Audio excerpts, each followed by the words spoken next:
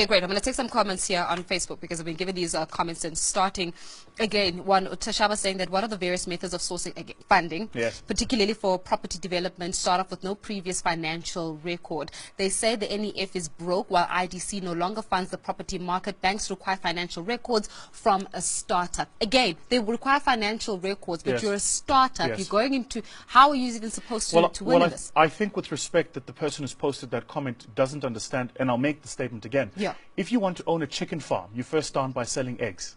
If he wants to be a property developer, he should probably start by getting properties that are available, renting them out, generating a financial track record, generating cash flows, proving he can run a business, learning mistakes, owning 3, 4, maybe 5 flats. Then he can build an apartment building 60 flats. Yeah. So we have to get the thinking, and I have to say this, we have to get the thinking of black people right.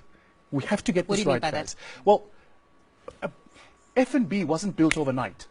Neither was ABSA. So how do you think you're going to build a large business which employs thousands of people overnight and someone must give you capital? It doesn't work that way. Probably the single worst thing we did in this country's psyche when we did BEE transactions is we took people that had no money, gave them access to 26% of companies built over hundreds of years and created instant wealth.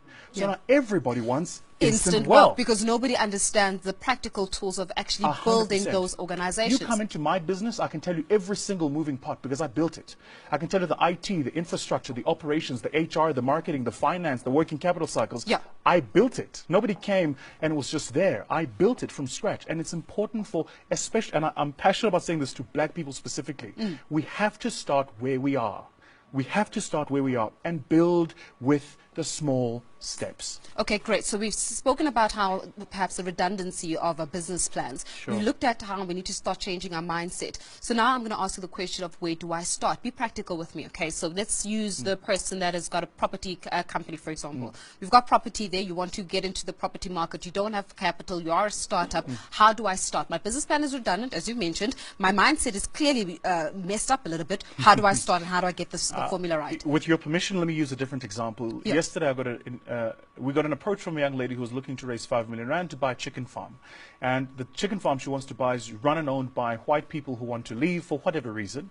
And she's saying, I want to buy the chicken farm. So I went back to her and I said, what proof have you got of the financial track record of that business? 1, 2, and have you ever run a farm of any type? The answer was no. So this is what I said to her. I said to her, I will give you 50,000 rand to go and buy eggs at a Pick n Pay. Just go to Pick n Pay and buy some eggs.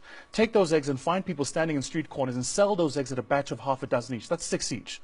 So at a batch of half a dozen each, you can probably take that 50,000 turn it into 75. Yeah. You will do this cycle iteratively until you move it from 50,000 rand to 500,000. Once you've proven to me you can retail eggs, then I might think about getting you into a supply relationship with somebody who creates the eggs so you can buy at a lower cost and keep retailing. Let's start you first on the front end. Once you've gotten to 1, maybe 2 million retailing eggs, knowing who the customers are that buy the eggs, then I might think about buying you a chicken farm, because by the time you have the chickens and they give you the eggs, you now understand how the entire cycle works. But I'm not going to give you 3 million rand to buy a farm and buildings and put eggs in it and chickens and then sit and wait for some miracle to happen. And then what about people that are watching the show right now and thinking, no, but why are you not doing this? It's all about radical economic transformation. What's your stance on that?